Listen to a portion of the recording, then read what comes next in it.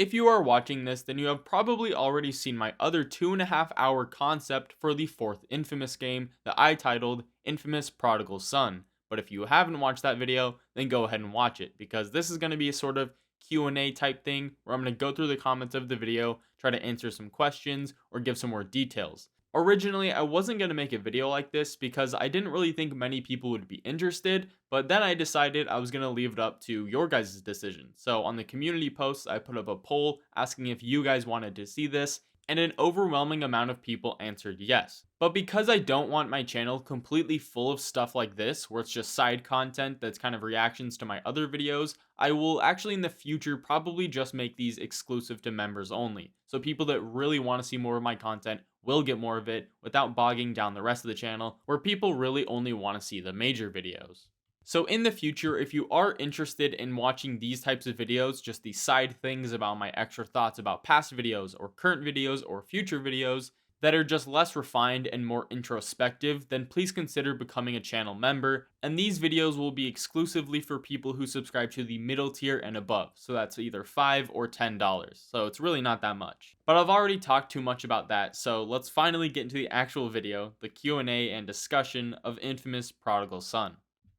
First off, I just want to say that I'm really happy that this video is well received. It took about 2 months of my life to make, so having all that hard work finally pay off and this video kind of blowing up and everyone loving it makes me really happy, and I'm super glad that you guys are enjoying it as much as I did when I made it. Myself and everyone around me were absolutely convinced that this video was not going to do well, so I went into it when I released it thinking that this just was gonna not do very well, and I kind of saw it as a passion project, because when I was making it, that's what it was. I wasn't going into it thinking that this was going to be a super popular video or get tons of views or anything like that. I was going into it being like, this is something I want to make, something that I've wanted to make for a long time, and now that I have YouTube and I have, the audience that likes the longer videos, I'm going to make it. Some people were even telling me not to release it now and wait till I get popular and then release it, but I decided that I'm going to release it now because I want a basis for a story. I want to be able to work on my writing and my creative side,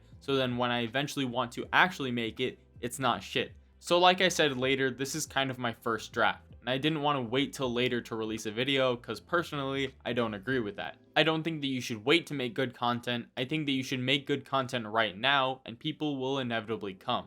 So that's kind of my general consensus of what I thought of the video when I was making it and stuff like that. But for you guys, for all the people watching the video, one of the main things that I got in the comments, other than the people saying that they loved it and they really enjoyed it, or at least most of it, a lot of people were saying that they hated that Delson turned evil. But personally, what the hell are you guys talking about?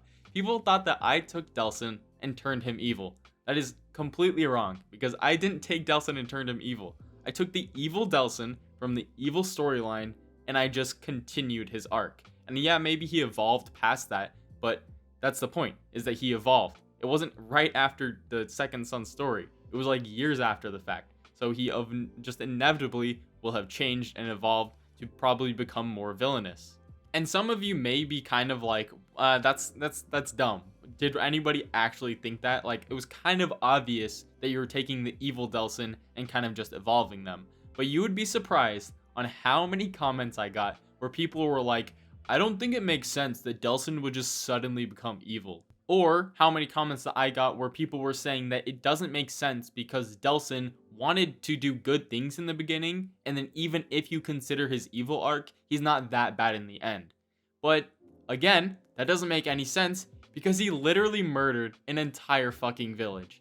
A goddamn village of people. He just murdered them. And people are like, well, he had good intention. No, he is evil. By the end of the game, it is evil. And personally, I don't think that Sucker Punch is completely right in doing that. I think that's kind of a contradiction to his character, but I'm just taking what Sucker Punch did, the canon just evil storyline, and evolving that. So at the beginning of the game, yes, Delson may have had good intentions even if he was a little bit evil. By the end of the game, he literally kills all the people he cares about, making him undeniably evil. Then, from that point in the story, where he is just undeniably evil, years later, I wanted him to kind of have evolved. So the way I evolve him is doing something that in the real world, something that happens. So people who start a revolution, like Delson did, where he wanted to overthrow the DUP, inevitably, sometimes, maybe even most of the time, become what they swore to destroy. So in this case, Delson hated Augustine because she had this DUP army. I thought it would be kind of poetic for Delson to have evolved to become just like Augustine.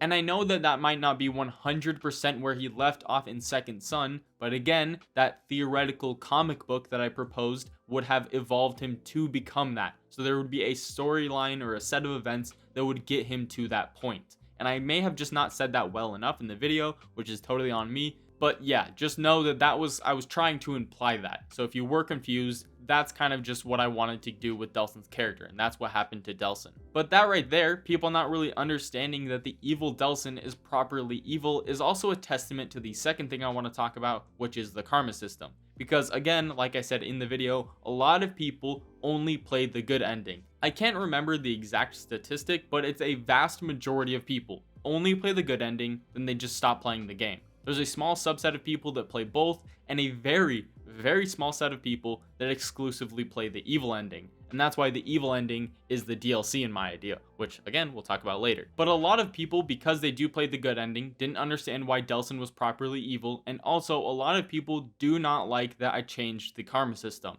that I just completely removed it entirely, which I understand because the infamous karma system is just a staple of the series. If you were to remember one thing about the games, it would most likely be the karma system.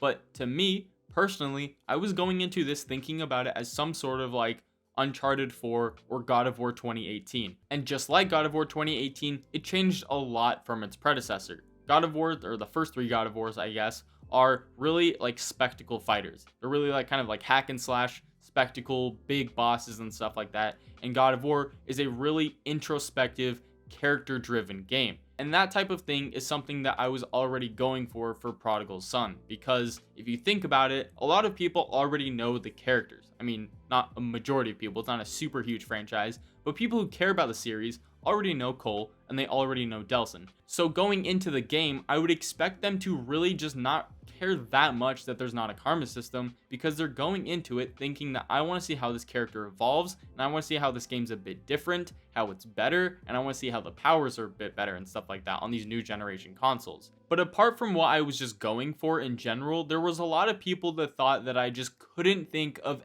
any way to put in a karma system. Of course, if I thought enough about it, I could put a karma system in the game. I thought of multiple ideas, but none of them made enough sense. There was one guy who commented something like that, but I don't want to kind of put him on blast, so I'm just going to kind of read the general consensus of his comment and how I responded. So he basically said that there's a simple way to keep the karma system. As the game goes on and Cole clears tyrants out of the city, he could either choose to give them their freedom or just take their place. He also says that he knows it's kind of hard to have a developer make two games, which was a point that I made in my past video where, you know, it was kind of a lot on Sucker Punch's plate to make two karmas with all the script and stuff. But he said that a way to fix this would be a longer development period, great funding, and competent writers. And he said that he could make it happen. But I responded with, I think, my exact opinion, which I should have kind of said in the video. That yeah, it could be done. It could definitely be done with enough time and money. But does it need to happen? It could happen, but need is really the right question, because I'd argue that the limit to the karma system that it puts on those games is the reason why Sucker Punch doesn't want to revisit the series, because when they made Ghost of Tsushima, their new IP, they could create a better, more well-rounded game. You know, taking that quality and putting it into the infamous titles is more important to me than having a game with two karma systems that most people won't even fully experience. So that what I just said, plus the other ideas that I put in my main video, are all the reasons that I don't want a karma system. It would just bring the game down overall, and I know that having a karma system is a staple of the series, but if you saw this game completely polished, or just a version of Infamous that was completely polished without the evil playthrough, I think that a lot of people would kind of prefer that over just being able to play the evil playthrough once. Just having one of the playthroughs fully fleshed out is so much better. It would do what God of War 2018 did to the God of War franchise. Next up, I want to talk about why I brought Cole back, and really I have three main reasons, because the first one is I like Cole a lot. I think that he's a lot more interesting than Delson, although the writing in the first two games may have not been, perfect. I think that he still was a lot better written, and he's a lot more interesting than Delson. Just one of the facts that makes Cole like really cool in my opinion is the fact that he will always suffer, and that's just one of his main themes, is that he's a person that's forever burdened with suffering. And I think that that's really cool, and him having enough willpower to overcome it, I think is just a really cool theme that Cole has. And if he was in the DC universe, Mans would instantly get a Green Lantern ring. But I just thought that that was really cool. And also, my second reason kind of ties into that, which is that he was struck by lightning. And just, if they didn't want me to bring him back, they should not have struck him with lightning. They should have had lightning strike around him or something. But striking him with lightning and leaving open that door, just having that foot in the door, you can't blame me for opening it. So that's another thing. But the reason why just the first thing kind of ties into that is because he is always suffering. Bringing him back kind of continues that on. That he couldn't even die and it be peaceful. He's just always suffering. My third and final reason for bringing Cole back is perfectly put by Boring Grays. He said that, to be fair, the fact that Conduits still exist after Infamous 2 is already a spit in the face of the player. So why not just bring Cole back? Which is completely true. If Cole died, sacrificed himself, plus all of the Conduits to save humanity, and then the Conduits return, why can't Cole? Because having Conduits come back is already like oh, okay, so he did it to cure the plague, but Conduits aren't gone. So it's not the end of the story. So it doesn't really have to be the end of his story. Also, again, they fucking struck him with lightning. Speaking of getting struck by lightning, if you didn't make it all the way to the end of the video and got to the conclusion of the whole entire story, you may have not realized that at the end of the game, when like the whole entire like conclusion comes, Cole gets like super powerful and basically becomes like a fourth dimensional being. And in that fourth dimensional state, when he kind of jumps between timelines and he's able to not see time linearly anymore, I mentioned that he sees a woman, and then in the conclusion of the game, he marries that woman. He like meets her and stuff like that. But what I failed to mention in the aftermath section of the video is that I originally had her as a bigger part of the story. But it was this weird side plot that I didn't feel really fit into the video, so I ended up removing her entirely. I was going to mention her at the end and explain why that's kind of weird and why it kind of felt off, but I forgot to. So that's my bad. If you were kind of like, that came out of left field, that is exactly why, and I do not blame you. Speaking of the fourth dimensional thing, I had it to where Cole could only see his life and stuff like that in his timelines, but if I were to change it a bit, I probably would also add that he can see Delson's good timeline. So he can see a timeline where Delson was a good guy, so he knows that Delson's not just always some bad guy. And he can see that Delson became an inspiration just like him. Also, I cannot find the comment for the life of me. I've tried to look through the 400 comments on that video, and I cannot find it, but someone asked, how powerful is that Cole? Like, to scale him. I did not have really an answer. I don't know how to scale characters, or I wasn't really willing to learn for it. But basically, how I thought of it is he's like a very watered down and very grounded Dr. Manhattan. Dr. Manhattan is super powerful in DC, like crazy powerful. So having like a very small percentage of that power, that's kind of what Cole is. Where he's able to kind of teleport around, basically do whatever he wants, but not like, create matter out of nothing and stuff like that. Getting to some more comments, some people commented that they didn't really want to mention it, but also they had to mention it kind of in the comments, that they're like, doesn't Cole die in the water? Because in the beginning of the game, I have him wash up on shore, and they were just saying like, he dies in water. You kind of forgot and you overlooked that. I didn't. And just like Infamous 2, my explanation would basically be that he was drained of his powers, so that's kind of, why he was able to go in the water. Even if he has a tiny bit of powers in the first and second game, it still hurts him. But in this last one, he died. So he was like completely drained of powers. So that's kind of just like my story explanation, that he was just drained. And I kind of tried to imply that by having him finally get his powers when he passed something electrical, but I guess I just didn't do it well enough. Another thing that a lot of people commented was that LaRoche dies at the end of Infamous 2. I completely overlooked that. To be completely honest, I didn't know that whatsoever. I didn't know that that was implied, that he dies in both of the endings. But I guess he does. I guess the beast blows up a boat and LaRoche is in it and he dies. But it's not exactly told that he dies. Like, it's not like, oh, he's dead now. It's just that the boat he's in blows up. But, so I think it's implied that he dies. But in my story, basically my fix for that would either be that when I rewrite it, I would have to write LaRoche out of the story, which could probably easily be done. Or instead of writing him out of the story, I would just say that he somehow escaped. Or maybe he would have burns on him, or maybe he'd be like losing a limb or something.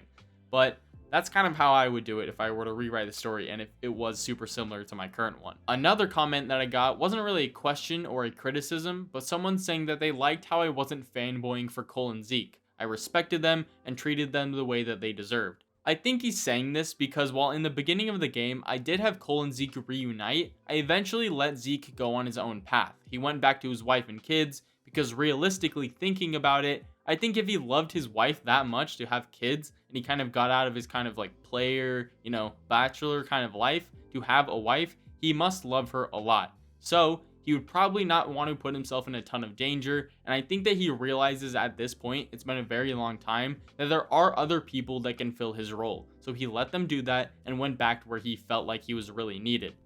Another guy commented, basically exactly picking up on what I was intending for the tone of this game by saying that he liked how Second Son was basically made an origin spin-off for the final villain of the main trilogy, which the main trilogy would be Infamous 1, 2, and then this game. Also playing off the titles. It would be Infamous 1, Infamous 2, Infamous Second Son, and Infamous Prodigal Son. But yeah, that's like exactly what I was going for. I just think that, Second Son, while a lot of people like it, and it is way more popular than the first two games, it's just not as well crafted, I would say. It just doesn't have as many good characters, and it is more realistic. But the first two games had a sort of feel that I think are more unique and better. And just having all three of those be in a main trilogy with Second Son being sort of a side thing makes a lot more sense than Second Son being the third Infamous game. Another person commented and said that the story for the alternate reality DLC where it goes off of the evil Cole ending should be where you play as either a hero Delsin and fight the evil beast Cole, or my idea maybe you could play as the evil Cole and you could fight the good Delsin. So you would still be Cole, but then you would just fight the bad guy, which would be a good guy, which would be Delsin, just in this reality instead of the other one. Or you could take it a step further and have the story switch between them. So it would be sort of like Last of Us 2, where you'd play as the evil Cole and you'd be going to a point trying to like conquer the United States or something like that. And then you would start at the bottom of the map near like New Marais, and then Delsin, this would be obviously kind of a bit in the future, and this would be an alternate timeline, would be in the top left in Seattle, and he would be making his way down. And you would switch between the two, and then in the end, the big decision could be who wins. These last few comments are kind of just, fast, quick ones that I'll get out of the way that I thought were kind of funny. So, lightning round. Oh my god. See how that plays into the theme of the video? I'm so fucking smart.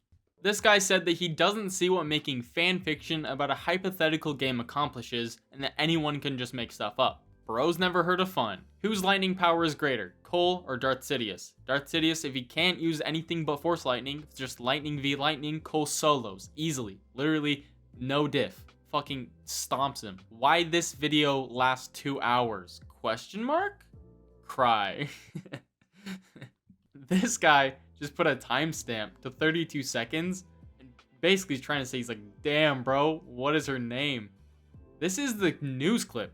This is the very beginning. This is just some random chick in 2011, a news anchor. Bro is down infinity. And last, but definitely not least, this guy commented, I don't know why, but he commented, you'll always be Slippin' Jimmy. And I just completely finished Better Call Saul recently, so W comment.